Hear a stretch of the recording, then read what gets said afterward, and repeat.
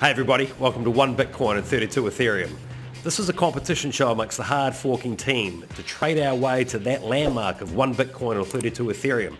Each week we meet founders of different projects, we make an assessment of them, we then either hold, sell or buy more of that project with the small donation that they make to us each week. Prime XBT have also come on board to support this, and we'll be using that platform for copy trading or for our own margin trading activities. So without further ado, let's get into it. Welcome to 1 Bitcoin and 32 ETH.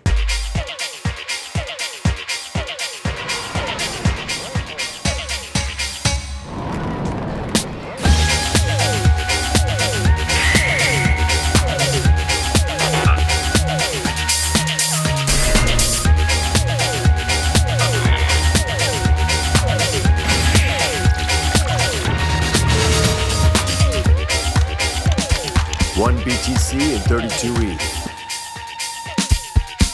Stefano, you came up with this name. Why did you want to call this show 32 Ethereum and 1 Bitcoin? Let's be serious here. The reason for the name for the BTC part, I think, is pretty straightforward because like anybody in the blockchain knows that 1 BTC is kind of like that special club to be in. While for the 32 ETH, the reason is pretty simple. Once Ethereum 2.0 is going to launch, the way to join the ETH club and so earning an interest from staking is going to be having 32 ETH. So in the space, there is a little bit of that like push to actually like having that ratio between 1 BTC and 32 ETH because they're both like going to bring home a positive result technically. That's kind of like what everybody's saying. So on that note, it was having that conversation with you that really sort of sparked my fascination with everything happening in Ethereum. It's been a deep dive, playing a bit of catch up as I go into competition with you two, which is incredibly daunting. These guys are well ahead of me in their knowledge of what's happening on Ethereum. So as you know, this is a contest, people. It's not financial advice. I'm going up against two very knowledgeable people and guys that spend a lot of time trading these things. So without further ado, let me introduce them. You probably already know them if you follow this channel. Stefano, welcome. Hello. Johnny Gonzo, our resident shitcoiner. Shitcoin slinger. Shitcoin slinger. That's me. Fantastic. Right, so as you know, people, from the intro, we're in a race here to get to either a Bitcoin or 32 Ethereum. We're going to be looking at 2 to 3 projects a week, and then obviously we hold, buy, sell. Are we going to acquire more? They might be the ones that you want to take a closer look at. And on that note, even though the clips in this show are 2 to 3 minutes in length, they're really just to introduce you to the projects. The long form videos are all available. So anything you like the look of, go and check it out. Once again, not financial advice. This is a competition between myself and these two. Because we're taking this deadly serious, meme of the week.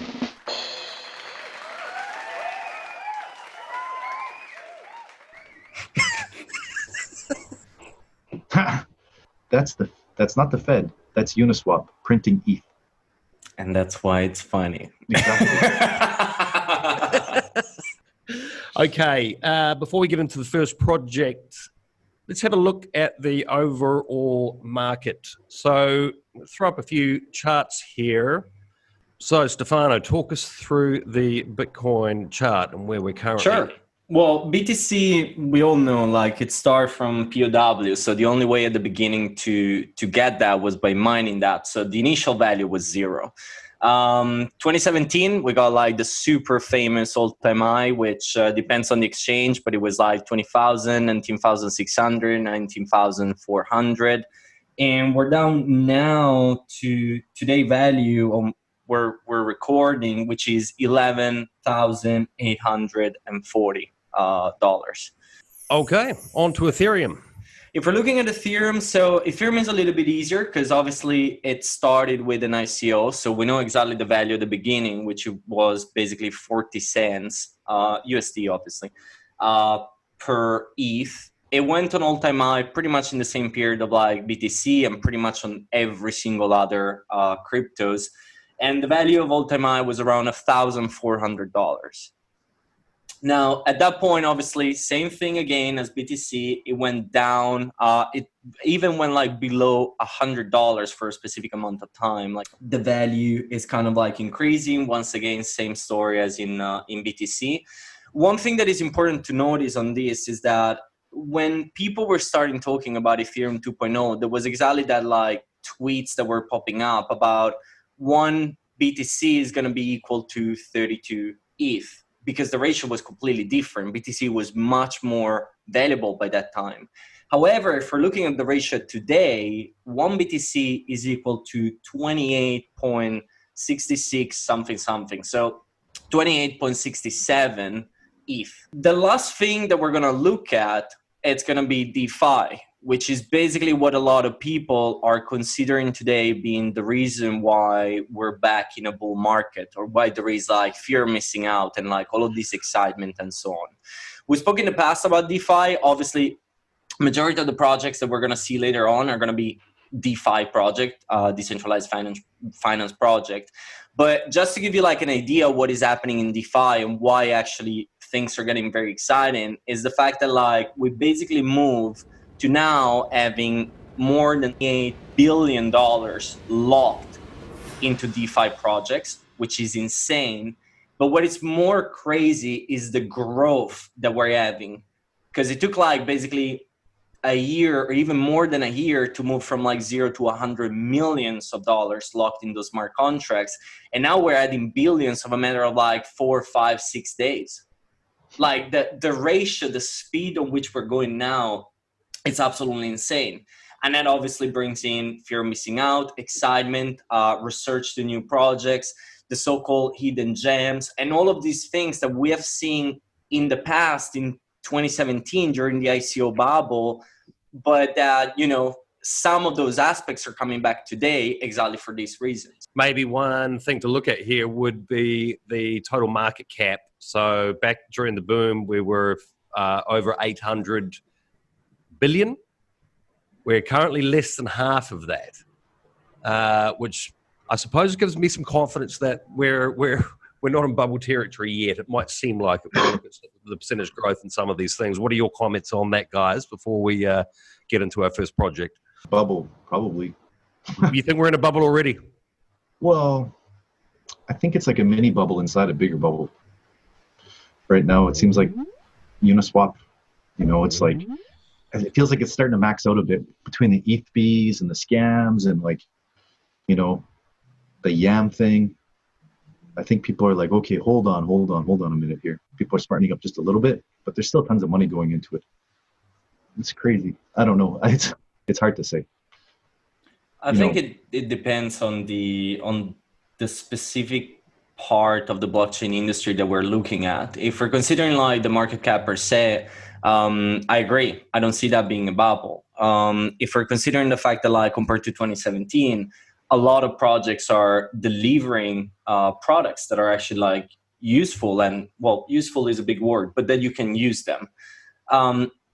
So, and obviously like the values, the all-time high values of like the big coins like BTC, Ethereum, Ripple, and so on are way lower. However, I agree with Jordan on that I do think that there is a little bit of bubble in specific sectors. Like YAM was an example. Like when you're putting more than $400 million into an annotated contract where the developers are telling you you should not do that, and you're still putting $400 million, something is a little bit weird. And now what we're seeing is that after YAM, now we're starting having like pasta, we're starting having spaghetti finance, like tenders. Right? Yeah, we're starting having like all of these things which are exactly 100% what happened during the 2017 when everybody was having a race of a copycat of the same thing over and over. So, you know, right now it's fun. Everybody's enjoying that because it's like yield farming and all things that we're going to look at later on. But just bear in mind that the risk now, it's even worse than what we had during ICO. Because during the ICO bubble, we had no regulation. And so we kind of have the big question mark that if things were going south, we had the option maybe of doing lawsuit and stuff like that. On DeFi, you're almost guaranteed that if you lose, you lose. Like you get nothing in return on that. Degenerate meter is at like 100 right now. Yeah. It's like the DeFi food bubble. Okay, some words of caution from the Jordan, the resident shitcoiner. So to all of you watching, tread carefully, do your own research and do it thoroughly. I think there will be great projects out there that still got a hell of a lot of legs, but yeah, I think the guys are being spot on there. Look, on that note, guys, how about we jump into a look at the first project, the DMG project. So what we got here, 2 or 3 minutes with the founder, then we'll come back and give you our thoughts. And as I mentioned, the long form videos to all of these projects that we're reviewing are available. Links below. Check them out. So yeah, this is the DeFi Money Market website. As you can see, the first thing that we showcase when you actually get on here is the fact that we offer 6.25% interest on a couple main assets. We're actually in the process of voting on adding USDT support or Tether support as well to be added onto this list of 3 assets. But the main thing that we're trying to offer with our ecosystem is a stable, uncorrelated yield to on-chain cryptocurrency deposits or cryptocurrency holders. Not to be confused with other services that offer interest as well, like BlockFi, that are larger centralized services where you have to actually open up accounts in these platforms and do things of that nature in order to be able to open up your savings account that earns the interest. We operate more so as a protocol, which means that we're operating very, very strictly on the Ethereum blockchain using smart contracts in order to dictate how we work. And I'm sure that there's going to be a lot of questions that stem from this and happy to dive into them as you kind of guide the conversation along. Sure. But the big thing that we're actually working on is designing the actual nuts and bolts or essentially Lego building blocks of how you can earn interest using real world assets in a crypto environment. And we call this process tokenizing these real world assets, essentially offering the yield out that way. And then we're building it in such a way where we actually can allow other applications to build on top of us in order to be able to get access to the interest.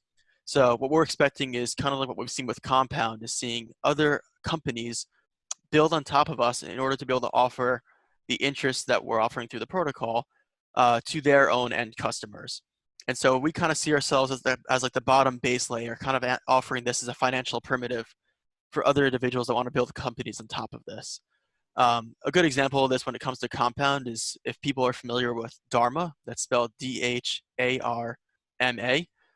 Dharma is a company that actually built an application on top of Compound offering interest, and their business model is to actually take a little bit of interest off the top. So if Compound offers 5%, for example, at that moment in time, they'll offer 4% to the users and take 1% for themselves. Just as an example, those numbers are not meant to actually be what they actually do, but just more so an example of it per se.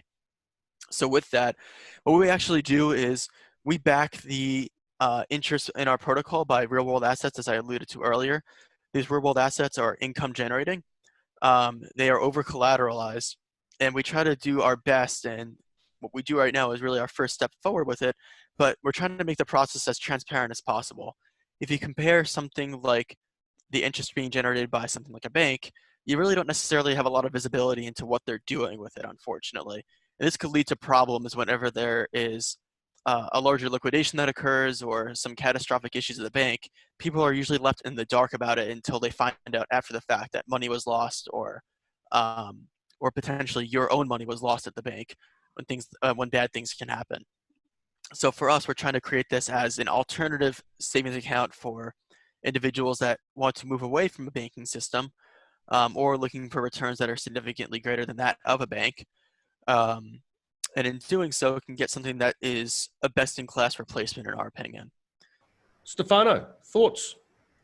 So it's a tough one because obviously, like, we have to be in a position where like we're analyzing good and bad of everything to be like as honest as possible. So the good, the product, I like it.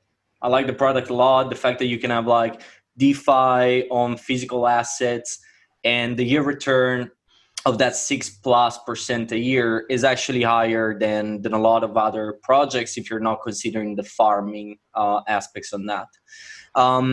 It's a little bit lower than other projects like Real.co, for example, which is still like on real estate. but the easiness of like jumping and exiting a contract on DMG is absolutely fantastic on that. Now, the bad side, at least for me, is the fact that the supply of the token, like the structure of that token, there is still like an enormous portion that is still owned by the team, by the investors, by the private investors, and so on. So that could either be a very great thing, because it means that the team is going to use that for marketing and so on, or a catastrophic thing, because they might actually just like push everything to the market and liquidate everything and just like grabbing and so on. Now, obviously, there are like specific phases behind this project, which I think is not going to happen. But to me personally, that's normally like something that I look with a caution aspects on that. Yeah, November. Where I'm very 15th, interested right? in. November 15th is a big vesting date where a lot of tokens are unlocked. So, that's the thing. If you're in this project, I got to look at those dates. That's always a super important thing when vestings and unlocks come up, because usually it's followed by a dump. No matter how hardcore the investors are, if they're in early VC, they're, by the time year 2x, they're like 5, 6x. So just stuff to look out for with those vesting dates. Okay. So Stefano, overall for you? Overall is definitely an old for the time being, because one, the dates on like movements, as Jordan mentioned, are far away. Two, they're actually planning of adding staking on the token, which if it's done in the proper way could actually be a pretty interesting solution. So at the moment I'm sitting, I'm looking where it goes. There is potential, a few question marks obviously, but for the time being, keeping, absolutely. Okay. Cool. Jordan. Yeah, DMG token. I like the concept. It's really like tokenizing everything. That's, it's a huge market if they can get into it. But the concept, it's like, wow, it's huge, right? And it's going to take a while for them to implement it. The 6% guaranteed return, that's great, I don't know. I think it's a little bit, for me, if we're racing, it's a bit late in the hype cycle. It was one of the first movers in the DeFi. It was a bit of a trailblazer. And right now it's kind of like, okay, it's done its peak and now it's kind of like accumulating, right? So I'll hold, I think probably with this one, put it into the try and get some returns on it, 6% for a bit. And just watch it for a week or two, see how it goes. It's not something I would dump, but if I've got a stack of them, I'm not going to throw them away, that's for sure. Sure. Unless a super good opportunity comes up and I need some capital, then maybe I might dump them if it's peaking. Okay. I'm like a super opportunistic trader. So I've always got a stack ready to jump on a dump, right? I mean, personally, DMG, that would be the thing to look out for. You accumulate to, when there's going to be an unlocking, sell, you wait for everybody else to dump, you rebuy lower. Okay. That's, it's just the nature of the market. You can try to pretend that it won't happen, but the other good thing I like about DMG though, is it's something that I feel like I could pitch to my parents. Like the concept is like, oh, it's tied to real world assets. It's not just like magic internet money. There's like a really foundational thing behind it that most normal people can understand. Like you try and explain yield farming to a noob or your parents or, somebody that's not in crypto, they're going to be like, but they're still going to tell you just that give me the money, man. I'll take it for you. They're still going to need magic internet money to jump into that either way. So they might be like, yeah, I understand that. But yeah, I guess what I kind of like about this project is, well, look, number one for me, what really put it on my radar was it's Tim Draper's fund has invested in these guys. Tim Draper for me is I'd say somewhat of a hero. One of the reasons I really went all into crypto when I saw that guy was investing heavily in the space. Rate the guy very highly, and his company is behind investing in these guys. So for me, amazing team. I really like Corey. I've had a look at who the other guys are that are involved. There's some pretty good people there. Jordan, you're saying, it's sort of a latter in a hype cycle. For me, these guys are just kind of getting started.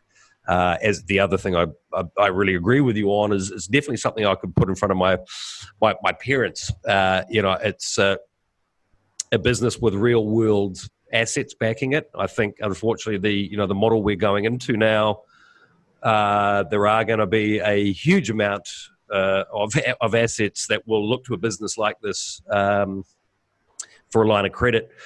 That's only going to grow. At the moment, it's as we've seen, it's mainly cars. So this team are coming from a traditional finance business. They're obviously building this protocol now.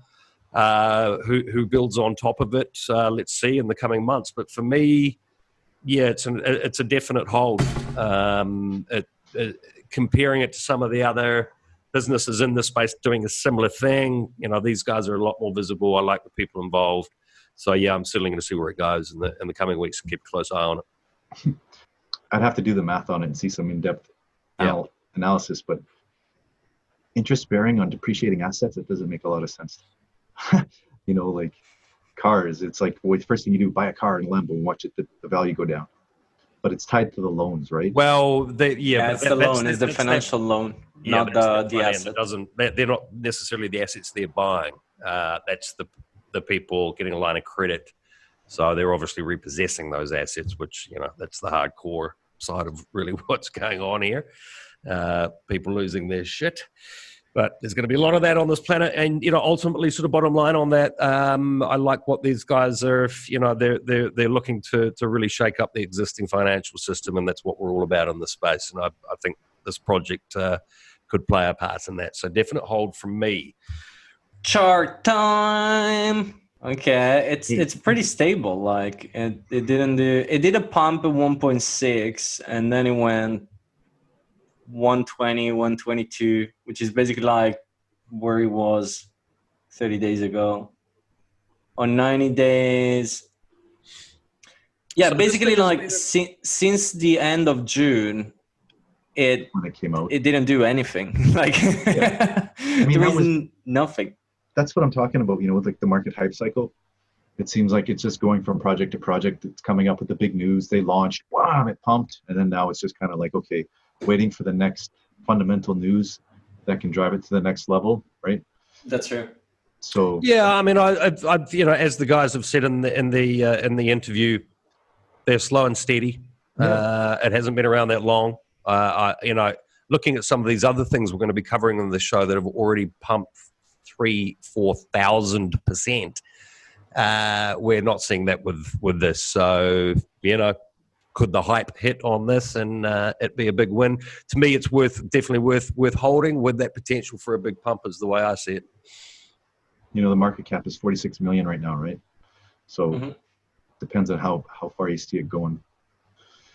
It would be like a quick scalp day trade, but as far as like degenerate racing, I'm seriously considering. Yeah, I mean, look, obviously, Jordan, this is a competition show. Degenerate racing is not the way I would describe it. We're obviously looking at exactly like that. It's competition at its finest and its best. Every cent counts. Yes, all right. Well, factor that into your thinking, viewers.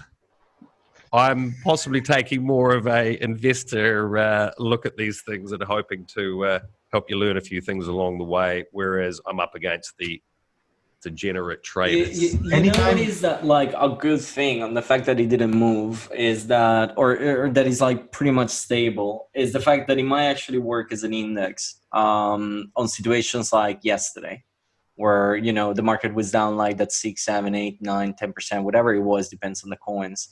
The fact that something is like there might actually give you like, you invest in one thing, you go down in like a 10%, you need that extra liquidity for the next jump. Yep. And actually DMG can hold that and you can just like liquidate and bomb and turn another one.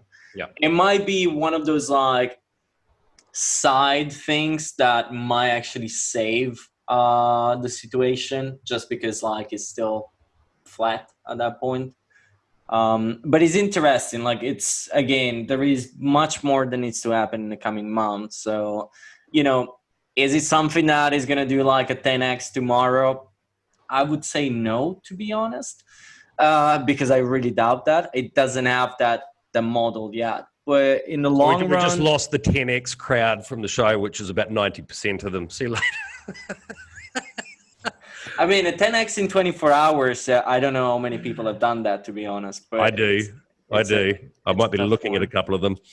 Fair enough, but it's a difficult one to do, and the point is that is it a solid project? I mean, yes, it is. Come on, look at the people that are on behind. Yes. But it's all open. What I really think it's gonna be interesting is like once they're gonna like start giving body to the token. Because look at like all the other governance token. That to me is kind of like the model. Like Jordan was mentioning that it's already 40+ million. Where can it go? Well, if we're looking at like Eve, Compound, which are all like MakerDAO, all government tokens, we have that room to do like that 10x, 20x to go like on that side. The question is like, how long is it gonna take? One, well, actually, the first one is can he do that, and the second one is how long is actually going to take to get there. Sure. Okay. Anyway, we'll have another look at them next week and see if there's been any movement or any news, etc. That will be a theme of the show. So moving on, Jordan, I believe you brought this one to our attention. I think you might have done some work with these guys over the last few months. Maybe we can have a look at a couple of your memes from Bonk. Oh, Bonk. I'm trying to keep things simple, but it is a staking platform. The supply of Bonk, the total supply we went was 3 million. There's no real metaphor or reason behind that. I just like the number 3. I sent 100,000 Bonk to my web dev. When I created the pool, I held 11% of those tokens. So 11% would be, 330,000 roughly. So I actually ended up buying some with my own money, around 3 cents maybe. I think I like with my own personal money. I was like, well, I want to invest in my own project too. So I bought like a small amount as well. And then I think I bought some for my dad too. He really wanted. Whenever they do stake the tokens, there is also no fee as well. So there's no entry fee, but there is a 9% withdrawal fee. The way that it works is when people sell on Uniswap, the stakers get rewarded from that. And so that's why having it on a DEX is so important, and all these other exchanges, and those are centralized exchanges. So I'm kind of hesitant on that because it doesn't actually help the stakers. So the primary driver of the staking revenue is the tokens being bought or sold on DEX exchanges. The staking revenue is also generated from any other token transfer as well. Why Bonk is not deflationary? I didn't want to be susceptible. I didn't want Bonk to be susceptible to the balancer hack. The thing about the NFT concept is like I didn't really think that it was going to be a big crucial part of Bonk. Like I knew I wanted that. Like I'm an art major, so proof of artwork, which essentially is what an NFT is, it's proof of art. That's essentially what it is. Yeah, it's a non-fungible token. It's an ERC 721 that has an image embedded on it. So it's proof that you own that image. So Stefano, I'll let you take it away first. What do you think of Bonk? Sure. I actually like it a lot. I really like. I like the chat with the founder. I like the strategy where he's going with the NFT and everything. I'm a big fan. Like I didn't know the project. Jordan knows that. I was mocking him at the beginning just because of the name. So was Sean. And I completely flipped my mind when like talking, he started telling and like explain like the future of the projects where you want to bring something like that, and the potential is super huge on that. Again, like trying to have like the good and bad. Where I see the limitation right now is that it's small. Like it's a super small project. Like we're talking about like a couple of hundreds of token holder in total. They're working on marketing, yes, but to me, the success or not of a project like this is really comes down to like a marketing effort. Can they actually like become more popular as a project? If they can, definitely is going to go like far as a project. If they cannot, they're going to die as a small project, a super niche thing, and nothing else is going to happen. But overall, I'm going to hold the one that got donated for sure. Obviously, the way we're doing this, we've put one Ethereum and the equivalent in Bitcoin of our own earnings into the show. We'll be doing that every month. But the rest of the funds are coming from projects. They're effectively donating the equivalent of one Ethereum to us. We then split that amongst ourselves, obviously production costs. So really we're ending up with about $100 each in these projects to play with. I think it's a value that obviously makes it quite difficult to trade at the moment with the gas fees. Something we'll talk about a bit later. But yeah, effectively then if you've got a project like this where there are those charges on top of those gas fees, that's a problem. Anything else on Bonk before I throw it over to Mr. Gonzo? Overall, I like it. It's a project where I give like a solid thumbs up. I really, really enjoyed the conversation, and I think that the project has a lot of legs, to be honest. Okay. Cool. Nice. Gordon? Yeah, I mean, this is like my kind of coin. Total low supply, 3 million. You're in early, This came to me from our group that we have, Sir Hoddle Chat on Telegram. And, I love low supply, 3 million. And then if you can get it like 3 million under, 20 cents, they have, we finished the interview just the day before they announced they have a partnership with the Unifier wallet, which is integrating NFTs, and which is, I think, quite a big thing because Unifier wallet allows you to send a web link to anybody.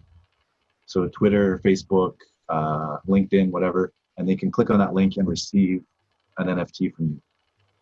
So it really breaks down that barrier of like having a wallet, a metamask, and signing up and all this kind of stuff.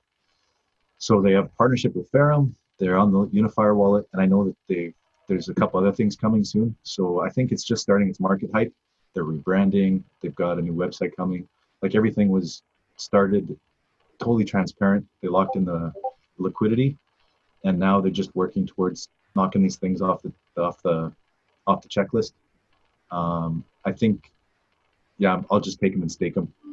Speaking of transparency, obviously in the show notes, you can see exactly what's been donated or who's sponsoring what we're doing here, and if any of the guys are actually already holding these tokens before we're doing this show. And I believe in this case, Jordan, you've probably had Bonk for a while, haven't you? Yep, this is a project that I got involved with a little bit. I've been doing some marketing with them, just making memes and helping with some announcements for some partnerships and sticker packs. That's my bag. I mean, you're filling and shilling, as you say. Yeah, exactly. The last 2 years, I've spent my time meeting projects and making content for them, whether it's stickers or posters or memes or explainer videos. And that's been the way that I've accumulated most of my projects. And it starts from finding a good project and then getting involved with the community, and then from there, marketing. So it's not like fill first and then shill. I go into the project from you don't have to defend yourself. No, I'm just explaining to my project. No, he's explaining that he needs to work to get the free tokens, because then he loses all of them trading, and he needs to find more projects all the time because he cannot keep up with the losses all the time. Obviously, I'm playing catch up with you guys, and obviously this is a competition show, but I'm also finding it super fascinating to learn a lot of these new concepts, how Ethereum really works. I've obviously been immersed in Bitcoin for years. Jordan's been harassing me to cover the shit coins for years. We're finally doing it, and I've got to admit, I'm really enjoying it, and especially when I come across a project like this, because there is so much here that I think is absolutely worth learning, especially around NFTs. I think these guys are looking to do something quite interesting with NFT staking. No one's done that. Most of the audience probably has absolutely no idea what an NFT is. We've actually done a couple of really good videos on NFTs, so I'll put a link below this video rather than sort of chew up too much time here. I want to learn more about NFTs, and I'm telling you, not financial advice, but I really think you should. I think after DeFi, I think we're going to see a massive explosion in the NFT side of things. And for me, That's why this is a hold. It's price-wise, it might be similar to a DMG. I don't know whether it's going to go through the roof tomorrow as far as this competition goes, but certainly something that I'll hold for now to really learn a bit more. For me, the show, yes, it's competition, but it's also about trying to understand, the fundamentals of these projects coming from the Bitcoin space and give a bit of that knowledge back to the audience while I slowly but quietly beat you guys in the race.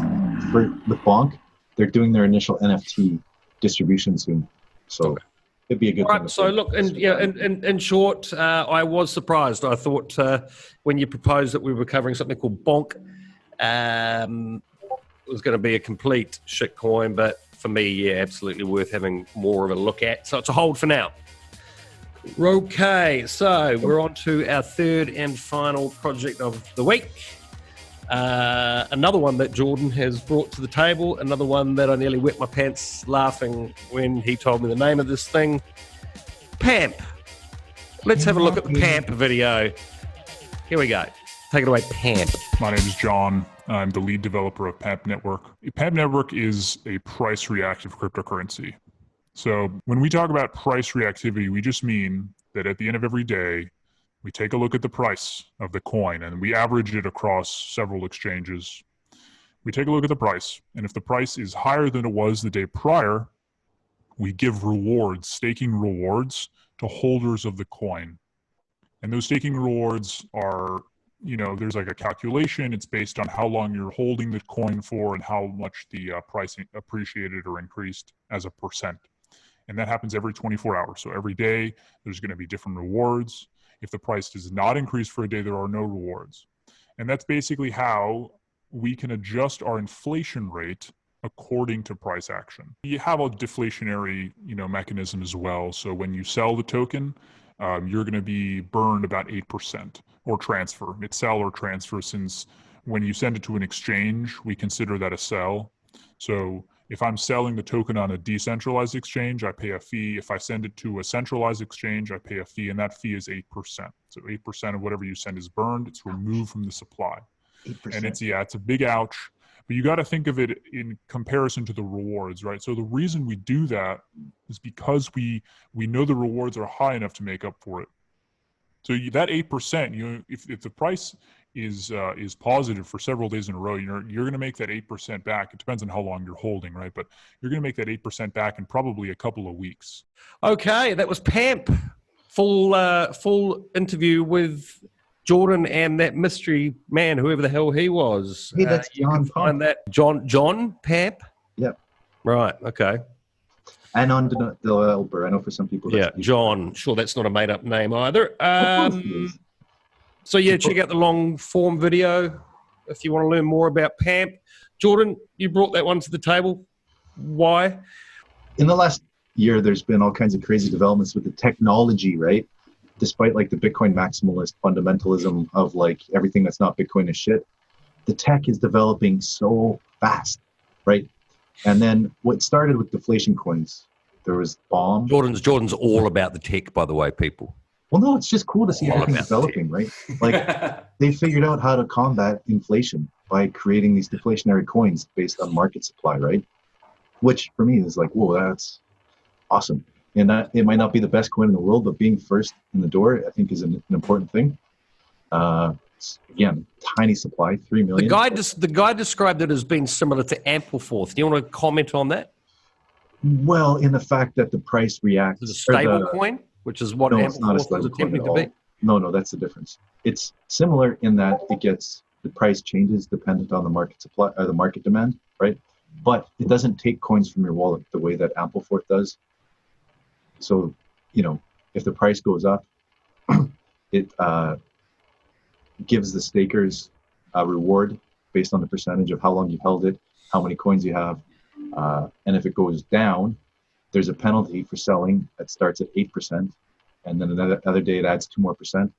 And then those... Gotta lock up your shit coins. Exactly, you stake them. So it's a coin designed for hodling, which, we have a group called Sir Hodl. Stop shilling your freaking trading channel, will you? Look, it's not a trading channel. It's a fundamental good channel. It's called Sir Okay, Hodl. stop shilling your fundamental channel. Come and just watch this channel, people. Don't Yes. go there. No, but so what I was talking about with the tech that I really like is the first token that did deflation was Bomb, and it bombed because people believed Johnny, I'm all about the tech gonzo. they put money into it. They believed in it as a store of value. It was a super strong community, Yep. except for the traders came in and took all the value out of it, right? Okay. But anyways, the thing with Ampleforth and Pump is they both react. So the inflation and deflation, they kind of work together to, they're not just printing coins constantly. The coins are only given out to stakers dependent on how the price moves. And then if people are selling and the price starts going down, you get even more rewards as a holder. So eventually the penalties for selling, in theory, will stop people from selling, and then the price goes up because it's bottomed out, and then you've got all your extra rewards. So the longer you hold, the more you get. The market cap is tiny still. I'm, minus 58% from the all-time high right now, 25 days ago. I'm staking them. I'm going to hold them. Going to wait. Okay. When it does a face melter, sell half. What do you think of PAMP? So, to answer, let's go in reverse on that. What am I going to do with that? Well, because of the logic, I'm holding because there is not really much else that you can do. What do I think? So here's the thing. It takes a similar approach to Bonk. It takes a similar approach to Ampleforth. It's kind of like combine a lot of different things all together. And, the model is like a bit complicated.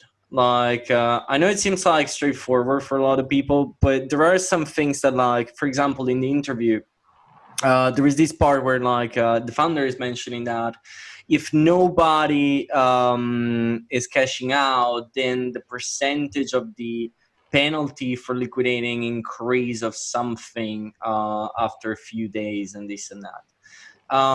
Which again, as a model to penalizing people that are not holding, it makes sense. Where I'm a little bit confused is exactly none of these things. You get a lot of projects where who the people are and so on. And here you're in full mystery mode, basically. You don't know what there is behind, your privacy is super high and all of this stuff, which could be a very good thing if you're into privacy coins and all that stuff. Or on the other side, it can also be a not so good thing because there is no proper auditing or no proper check that has been done. And That's not true. They've had 2 audits done. Yeah, but the audit, sorry, let me rephrase that. Let me be more specific. They already had that balancer hack, right? So they're through the teeth with the security. Yeah, but the balancer act has nothing to do with the smart contract or the pump one. Oh yeah, but it affected them. Yeah, it affected price, obviously, but there are 2 different smart contracts. There is no correlation whatsoever between the 2 things. My point of all of that, either way, that's not important. The point of this is that I don't know if there is a backdoor. I don't know if for whatever reason that someone somewhere is still having a piece of the key to actually access that contract. And an auditing doesn't check that. It doesn't check if someone is holding the key or not. Now, my point is they might have destroyed that. Decentraland, for example, has done that when they create the DAO. They destroy the private key to access the governance token and the DAO. And I'm okay, there is proof actually because they've done that. Here, unfortunately, I didn't do too much research on that, so I might be completely wrong. But I have no information to say, is there a technical danger in the model? If the answer is no, then I'm okay, then it's cool. I don't care if the guy is private. I don't care if the guy doesn't want to share his face or change the voice. And so on. The model is obviously creating for holding the value and it works because from a technical point, it works. But on the other side, because I don't have that piece of information, I'm okay, what is actually going to stop these people to, not these people in the sense of them, but anyone to find this private key and access that, which is obviously the same problem and the same limit and danger that you have in any other DeFi smart contract model. The difference is that, like on the other DeFi projects, you know who there is behind. Here you don't. So there is a little higher level of risk because of this that comes in place. Is it enough to say, I'm going to sell everything because I don't want to take that risk? No, to be honest, no. I'm going to keep them, and because I'm actually curious to understand more. Because a lot of the mathematical, the economical numbers that were put in the video, in the long one, a lot of are good, and others are like question marks, which I think is like homeworks that we have to do on that. So I want to learn that stuff. So at the moment, it's an oldie. Okay. Look, I probably don't have a huge amount to add to what you've said there. I think I share the exact same concerns. Obviously, there's a hell of a lot of tokens being held internally by these guys at the moment. He obviously in the longer form interview, they're taking legal advice on the status of the token at the moment. So they're proactive on that type of thing. So I'm interested to see how that comes back. But yeah, a lot of concerns around the anonymity there. The other problem, and that's maybe more of a problem of the structure of this particular show, is my understanding is that to get any rewards on this token, you have to have 200 PAMP. It's a big learning curve here. I think some of the questions that we've raised, maybe during the week, the community can reach out to us and address some of those. We'll cover them again in next week's show. Get a bit of clarity around a few things. So I suppose in some ways maybe the interview sort of raised a few more questions than answered some in some areas. The other thing to be aware of for the audience, obviously there's a minimum of 200 PAMP for staking. They also have liquidity pooling, and they have a special program where it goes through Uniswap, but they take your unit tokens and then you deposit them into their liquidity pool program, and that gives you more returns than actual staking. Yeah. And so you would suggest that it's actually better to go on the liquidity pool instead of like the staking model. It's consistent and it's not reactive to the price. Because so guys, question? So I understand the play here. The longer you're locked up, locking up your PAMP, the more PAMP you're getting. The 100 days, etc. I get that you're getting more of the token. What effect is driving the price? What would make it be that 10x, 100x project for me if I was holding my PAMP? Market cycle, hype. It just has to be at the right timing. Gets influence from the right person. You look at all the DeFi projects. Like once it gets exposure and people are like, "Whoa, that's a good return." And people learn that you can hold stuff and return. It's like, okay, cool. I'm tired of this, like holding coins and watch their value just go to zero. So that has a pretty huge appeal. And then it just becomes awareness, right? So the marketing seems pretty good. They're getting stuff out there. They're making interviews. They're still putting up new partnerships and new integrations. They've got all kinds of stuff coming. So it's not like, for me, one of the bad things about Bonk is that you could see that they were new and they're kind of going through that learning curve a little bit. Whereas it seems like the Pump guys, they've been through that before in previous projects, and it shows in their experience. They've got things lined up a lot quicker, so it seems like it'll go a lot faster than Bonk. Okay. DMG, Bonk, and PAMP long form interviews. Links below. If you want to learn more about any of those three projects, we'll obviously touch on them again next week. So now to round out this first episode, have a quick look at Prime XBT. I do a trading show with Lisa Edwards on Mondays. Check that out if you haven't seen it. So effectively, Prime have given us a small stake each to apply to that platform. So completely up to the guys whether they copy trade on there, trade with margin, etc. We'll be following the progress of how that goes each week. this initial week. I think we're all just going into a copy trade on Lisa. Is that correct, guys? Yeah. Very good. Jordan, I think you've used that platform for quite a while already, haven't you? This is week 2, I think. Oh, okay.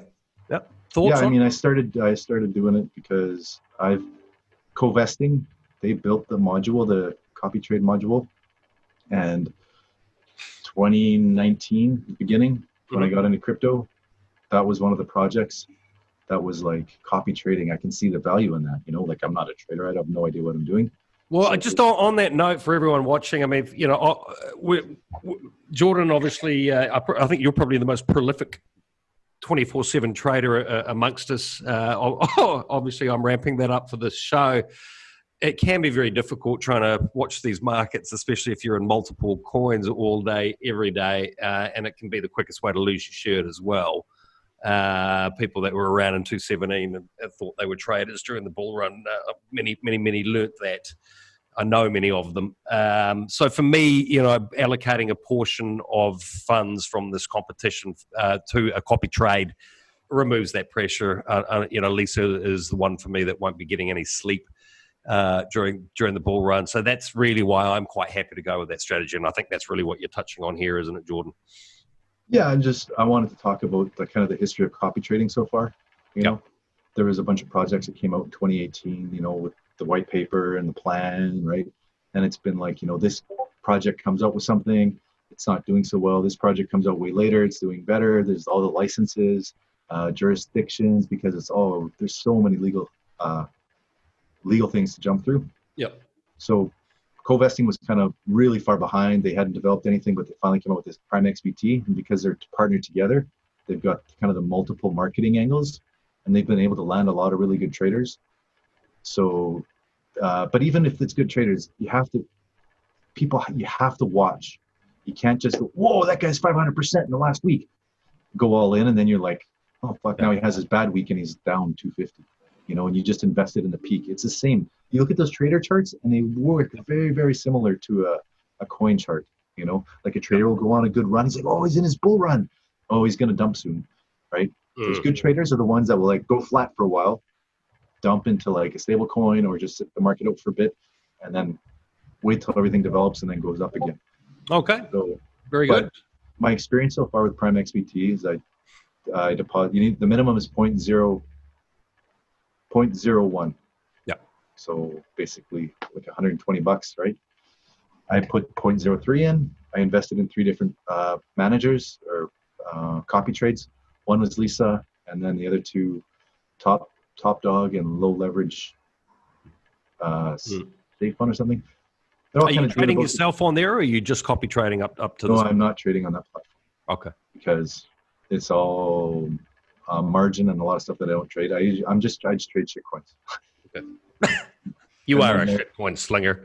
Look, I hope everyone watching has taken something away of value from our first episode. We'll be back. And the takeaway is never better than ever to next time. 3 guys ever again. Well, this isn't financial advice. It is a competition between the 3 of us. But I do, obviously from the point of view of learning anything, we've made a hell of a lot of videos. We put a lot of time into this channel. Appreciate the contribution of you too. And if you are new to the space, there's informational videos on how to set up wallets, on what DeFi is. We've made all that content. We will be touching on it each week in the show as well, but links are below if you want to learn what Uniswap is, what metamask is, what DeFi is. That content's all listed below. So if I understood correctly, for this week, the takeaway is that none of us is doing anything, because we're all having our ETH that is there. We're all having our BTC that goes just on copy trading, and all of the donation. Okay, you're 100% correct. You're 100% correct. I might buy more pump. Someone is doing something at least. This show is just became interesting. There's also a lot of yield farming happening right now, like new things coming out. Yeah. You deposit ETH and some tokens, and you're getting there's this one thing called right now based. I'm getting 1% per day. It's crazy. It's just just ding, ding, ding, ding, ding. It's whoa, this is pretty good. I only put a little bit in. I only put I think, an ETH and a half. Yeah. So it's not like I'm going to break the bank, but that's my kind of trading strategy. New stuff, put a small in, see what happens. Jordan, what part of the world are you in, by the way? It looks like you're making a kidnapping video. Bangkok. Right. Bright and sunny. Yeah. Middle of the day. You haven't been kidnapped. Very good. Okay. All right. So, Jordan, you might buy some more PAMP with your 1 ETH. Very interesting. If we get a little dump here in the next couple of days. Let's find out next week, people. But you heard it there. Jordan making the first move. Manipulating the market with the PAMP team to win the competition, no doubt. Of course you will. Take that back. It's only jokes. Dump it. Oh, he sold? Yeah, okay. So, all right. I don't know what you're implying, Stefano. You're saying it's going to be a boring show because none of us are going to do anything and just hold each week? Hell no. Definitely not. No, I'm just saying that like we're starting like a diesel, you know, like the diesel cars that you need to like let them like fluttering into life. Bit. This is episode 1. We will get and obviously look, we want to involve all of you out there. So please, comments below. Let us know of projects you'd like to see. Let us know what you liked about this episode, and by all means, let us know what you didn't like about this episode. Maybe we get good enough we can do it live. So let me take over this final part from Sean that obviously is a little bit too boomer to do things in this way. So here's the thing. Comment below on what you like and what you don't like, because it's the first episode and we are clearly in a way of improving. 2, if you do that, it helps the YouTube algorithm, which we really need a lot of help for that. Second thing, if you actually want to talk like more in details with any of us, there is the link to our new Discord server. So feel free to jump on that and ask whatever question you want. If they're like private, if they're public, obviously just use the YouTube thing on that. To sum that up, because like I know that one of the team has like worked very hard on this. We're going to end the episode with a nice leaderboard, or where we are on this race to actually achieve the 1 BTC and the 32 ETH, which at the moment is all going to be starting from here and not moving at all. But there it is. Plenty of action next week. We've got some great projects lined up. And yeah, I think you summed it up well there, Stefano. So not a hell of a lot more from me. We'll sign off. Johnny, final word. Short and sweet. Best win. No, man. Yeah, come on. There's going to be fun times here. You guys are going to get your asses kicked. Oh, yeah. And you're going to make fun of my coins, and then you're going to be broke. You're like, ooh. I'm holding PAMP. What are you saying? Yeah. Okay. See you next week, everyone. 1 BTC and 32 ETH.